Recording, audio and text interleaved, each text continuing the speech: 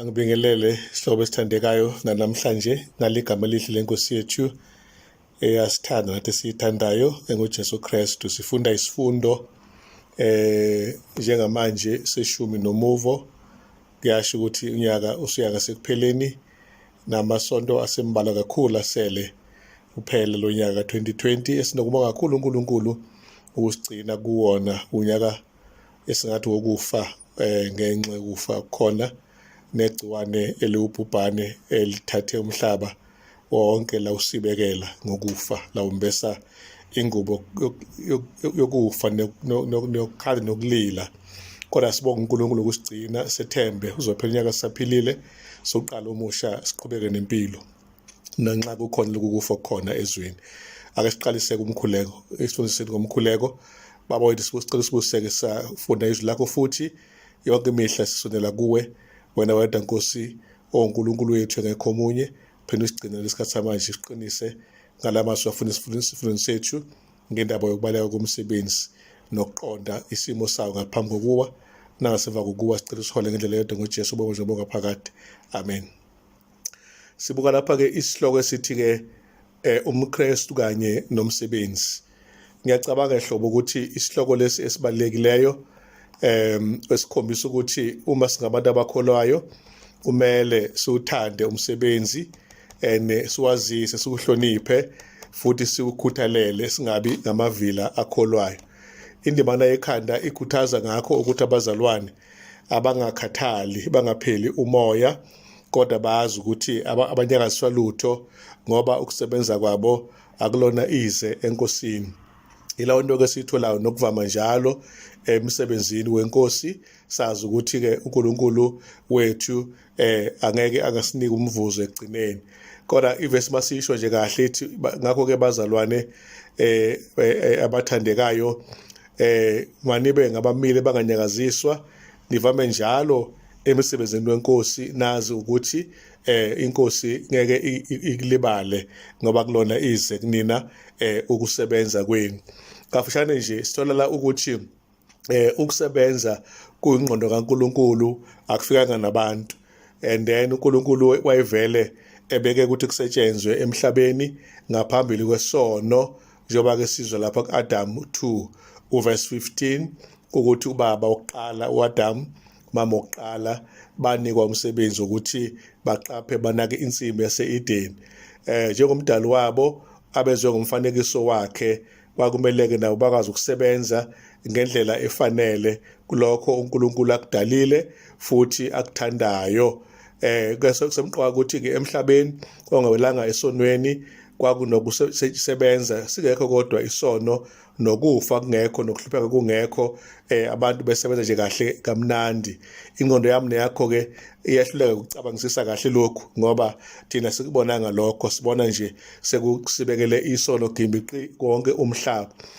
Kodwa ke futhi kuyatholakala ukuthi uNkulunkulu lokho ayikuhlosile ngaphambi kwesono akuphelanga mase kufike isono ukuthi umuntu asebenze.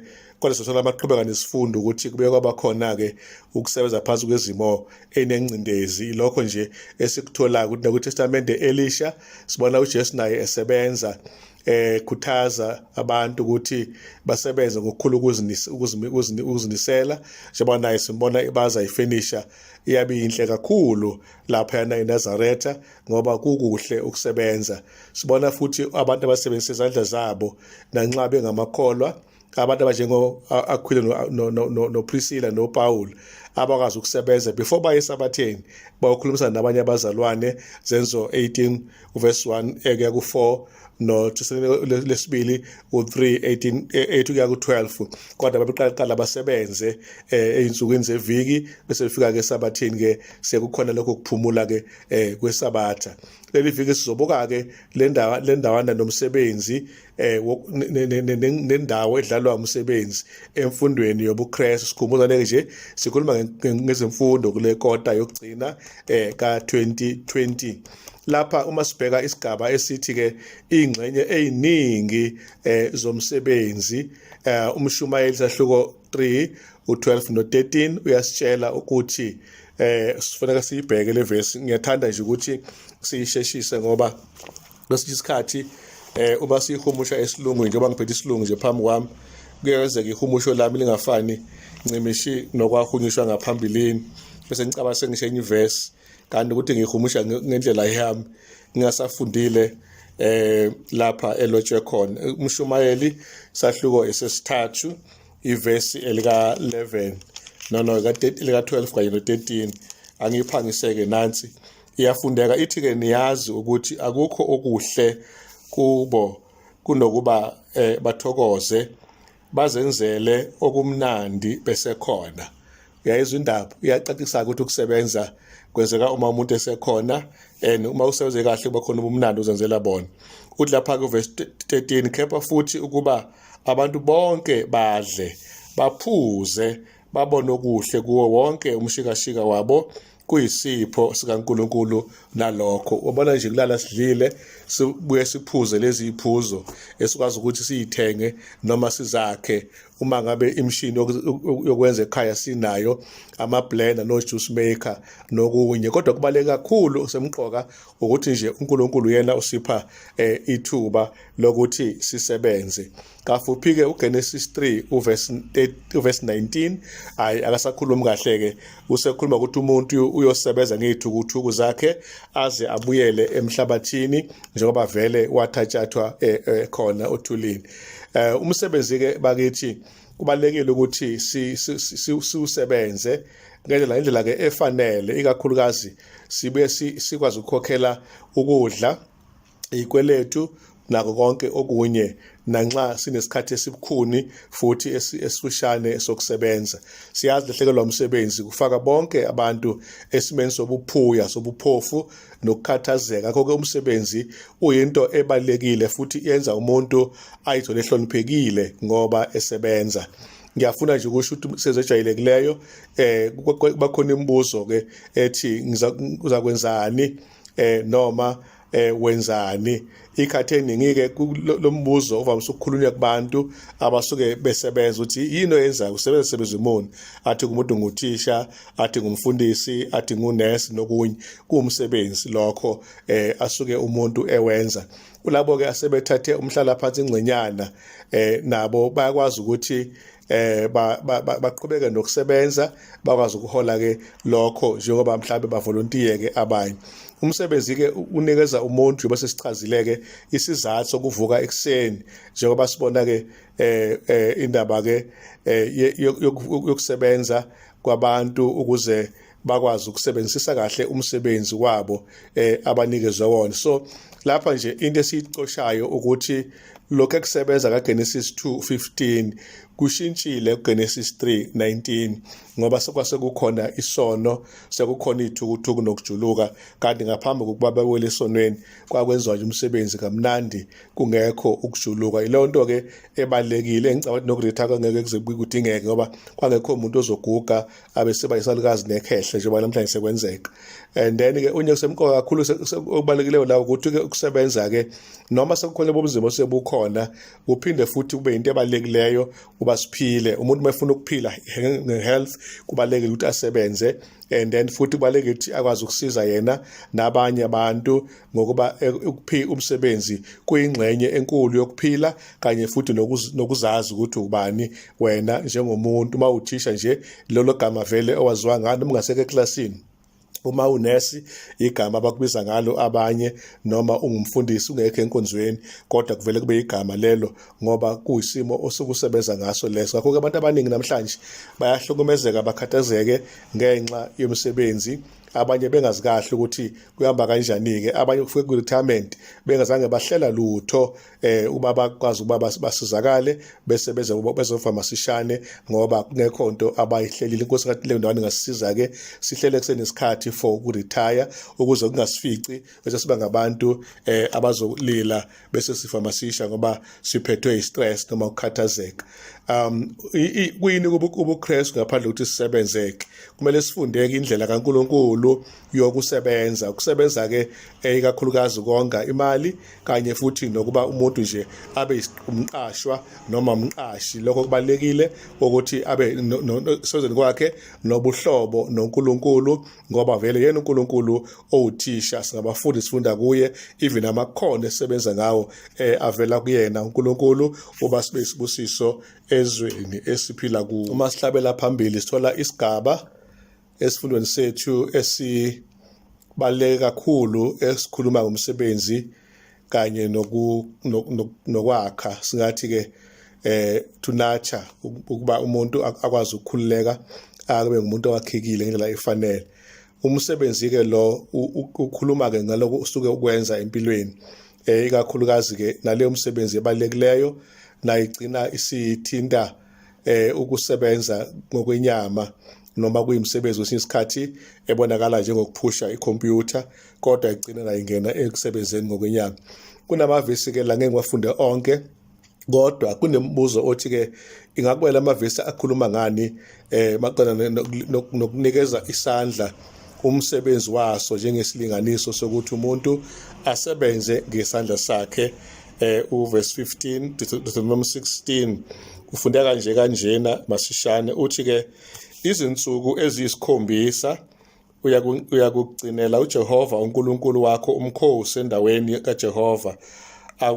Awuyikukhetha ngokuba uJehova uNkulunkulu wakho uyakubusisa kuzo zonke izithelo zakho nasemsebenzini wonke wezandla zakho, uthokoze kakhulu. So uma uphuma uya emsebenzini uyakosebenza, uNkulunkulu uthi uzothokoza wena ngoba ekubusisa ngempumelelo enziwa umsebenzi wezandla zakho. Umshobele 9 uverse 10 cishe samkhumbula sonke uyasitshela ukuthi asebenze sisekhona, ngoba akukho ukuhlakanipha nolwazi nani nje endaweni abafileyo lapho esiya khona. Kanti uZaga 21 yena uverse 25 ave naye ebalekile, ngithanda simbuke nje kafushane. Uthi ke isifiso sevila siyalibulala ngokuba izandla zalo ziyenqaba ukusebenza. Nakho-ke umuntu ovilaphayo hayi kujuqu, izandla azivumi ukuthi asebenze, nalokho akufisayo kuyambulala ngoba vele umuntu ovilaphayo. Angishiye lapha amavesi ngicabanga ukuthi uzawafunda lawa amanye. uJehova usinikeze izandla zethu-ke umsebenzi ukuba ziwenze, kuba gcwaliseke injabulo nentokozo. Ngokwengqondo-ke ukuzimela kuchaza ukuthi umuntu unakho ukufinyelela ekuphumeleleni, aphile impilo esho okuthile noma ebalekile. Ukuba ngumuntu ozimele nonelisekayo ngokwakho akusho ukuthi kukhulisa ukuphindaphinda amagama athi ngingakwazi. Eqinisweni kusho ukuthi nje umuntu uphakamisa ukuthi umuntu okwaziyo ukuthi asebenze. Mawufunda-ke uma ubo 90 verse 17 nakhona futhi kuyavela ukuthi uNkulunkulu ufuna ukubusisa imisebenzi yezandla zethu, noma imisebenzi yethu ngezandla zethu ayibusise uNkulunkulu, njengoba ngaphambi siyothokoza kakhulu uma sisebenza, busise uNkulunkulu. Noba nawe uyabhala ukuthi umuntu ongafuni ukusebenza izandla zakhe akanganikwa ngisho nokudla imbala. Ngicabanga kulo mgomo ubalekile siuqaphele. And masiqhubekela phambili uthi uPaul nami ngasebenza zami izandla, angizange ngixhomeke kubantu engiphila kanye nabo. Should nathi ke kufuneka sikwazi ukusebenza, sibonisa ukuthi uNkulunkulu usibusisile and semukele sisebenzile. uNehemiah 6 verse 9 umthandazo wakhe uthi, now therefore, oh God, strengthen my hands. Nkosi, qinisa izandla zami. Usho ukuthi lapha sibonile esihle kakhulu kulo mkhuleko ukuthi Nkosi angikhone ngezami izandla ukwenza into ebonakalayo ziqine, ungasho zibe ukhonkolo kodwa sikwazi ukwenza umsebenzi ngendlela ezomjabulisa umnikazi waso. Yileyo ndawana ke siyifuma nawo la. Yiphi ingqondo nawo ngomsebenzi?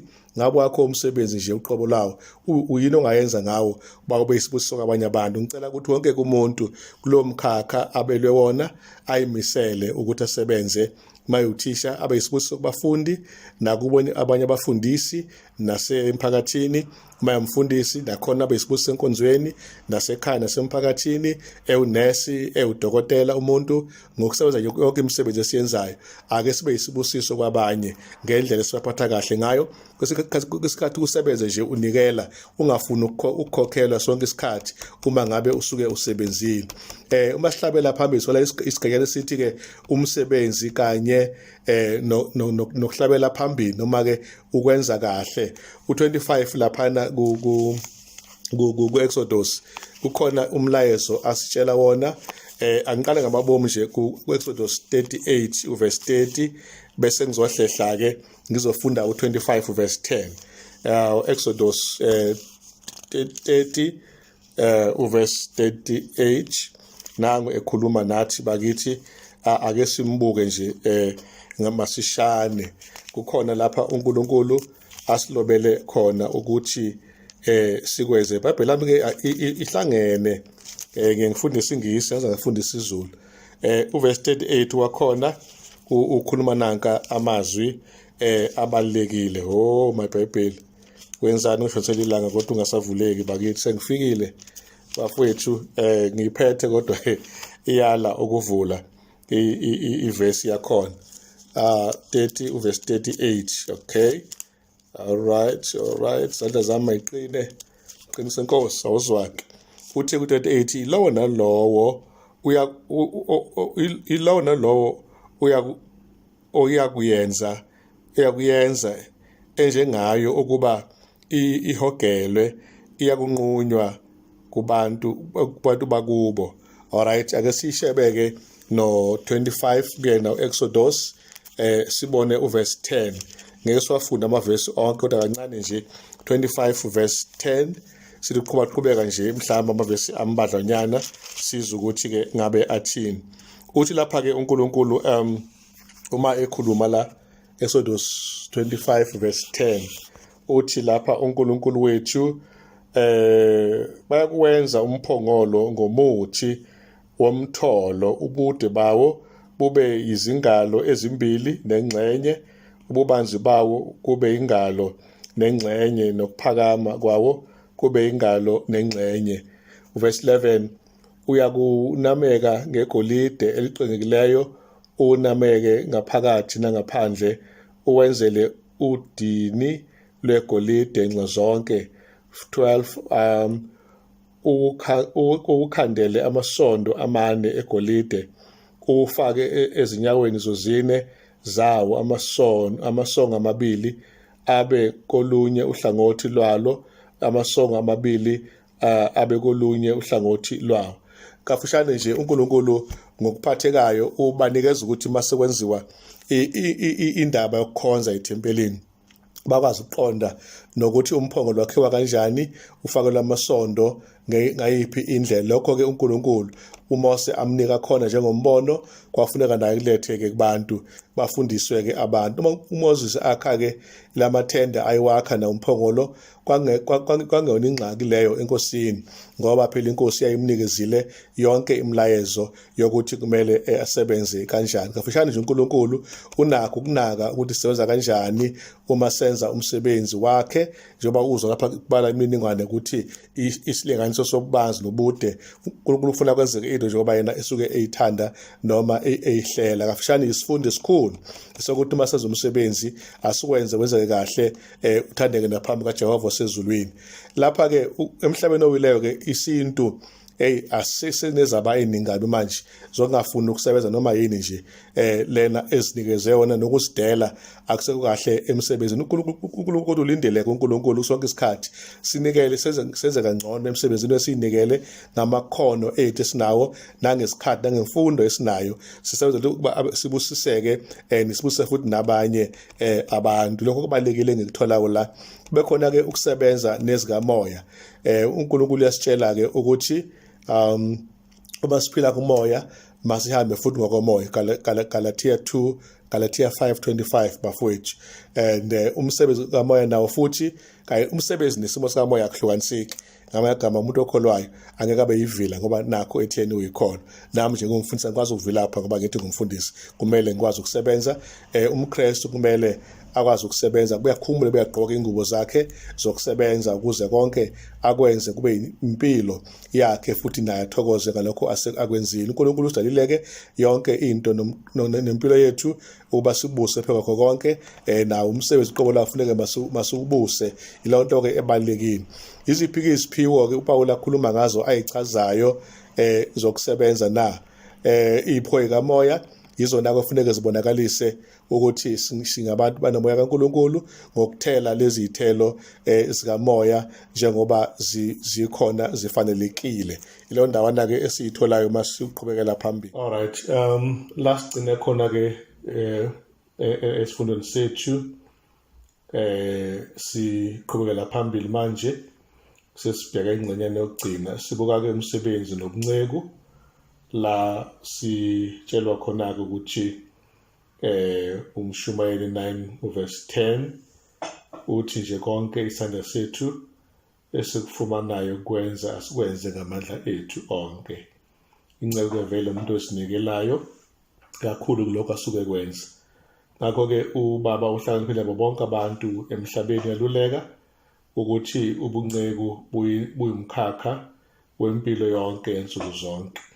Ngakho ke uma ngabe singabuzwa ngobunceku kuba ke sichaze asingabubeka ubunceku sibugcinise kuphela endabeni yemali. Nakuba imali ibalekile kodwa ubunceku abugcinanga kuyo. Ngakho ngasho ukufinyeza kube incane ubunceku uma sibukhomba kuphela ohlangothini lwemali. Ubunceku ke bubandakanya amakhono noma iziphiwo zikamoya lezo uNkulunkulu angasipha zona kumele sisebenzisele udumo lwakhe. Ubunceku bungaphinda futhi busho ukuthi okukhulu uNkulunkulu asipha khona ubupristi obungcwele ngokusho kwaPetro oqala sahluko 2:5 nokuthi ke sinomthwalo wemfanelo yobunceku kuNkulunkulu kukho konke asipha khona njengesiphiwo, imali, isikhathi, umfutho okanye amandla, amakhono nokunye. Lapha ke ku uMshumayeli 9:10 sesizwile qeda kumchaza nangasenhla ukuthi lokho isandla sakho esifunayo ukwenza kwenze ngamandla onke ngenxa yokuthi akukho kwazi nakuhlakanipha nani kufeni lapho siya khona. Boqala seKorinte 10:31 ithi noma senzani, noma sidla, noma siphuza akube udumo lukaNkulunkulu. Kusho ukuthi ke noma sisebenza asebeze inceku kudunyiswe uNkulunkulu ngalokho. Ile ndawana ke esiyithola isemqoka kodwa ke engakubeka nje la ukuthi ke impilo yokusebenza inhle kakhulu for umndeni, inhle kakhulu for ukukhula kwekamoya, iphinde benhle futhi nakuthi ke siyikhiphe ngesiyongcebeleka. Lo mkhuba ke wokuhlukanisa impilo the tendency to separate these areas of life so that there is little or no crossover between them is to be desired in some instances. For example, it is not good to bring home one's work so that it interferes with family responsibilities. Okay, ukusenza kakhulu ke nakho kuyinkinga. Kufanele ke sehlukanise ukusebenza nesikhathi sekhaya.